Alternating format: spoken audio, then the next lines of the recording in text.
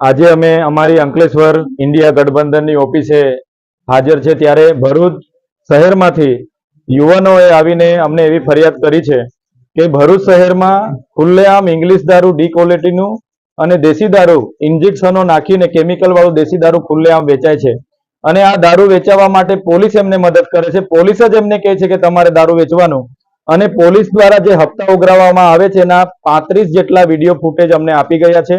એમાં LCB, SOG અને બી ડિવિઝનના તમામ પોલીસ અધિકારીઓ હજારો લાખોના હપ્તાઓ લેતાના આ વિડીયો ફૂટેજ અમારી પાસે આવ્યા છે. ત્યારે અમે સરકારને કહેવા માંગીએ છીએ, દારૂબંધીના નામે કરોડો રૂપિયાનો ખર્ચો થાય છે. ગાંધીના ગુજરાતમાં મોટા મોટા ફાંકા ફોજદારી કરવામાં આવે છે.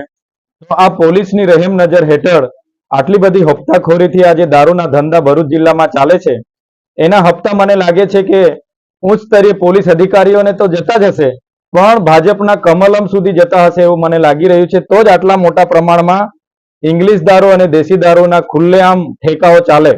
સરકાર અને પોલીસ તંત્રને અમે કહેવા માંગીએ છીએ, જો આ ઠેકાઓ અને પોલીસે જે પણ લોકો આમાં હપ્તાખોરીમાં જોડાયેલા છે એમના પર જો કાયદેસરની કાર્યવાહી નહીં કરવામાં આવશે, જો યોગ્ય કાર્યવાહી અધિકારીઓ પર કરવામાં નહીં આવશે, દિન 7 પછી અમે રોડ પર પણ ઉતરીશું, એ ઠેકાઓ પર જનતા રેડ પણ કરીશું અને આવનાર દિવસોમાં ખૂબ મોટું આંદોલન થશે. એટલે જ અમે કહીએ છીએ કે ગાંધીના ગુજરાતમાં આ દારૂ બંધી થવી જોઈએ અને જે પણ લોકો આ ઠેકા ચલાવે છે એમના પર, જે પણ લોકોએ હપ્તા લીધા છે એમના પર કાયદેસરની કાર્યવાહી કરવામાં આવે.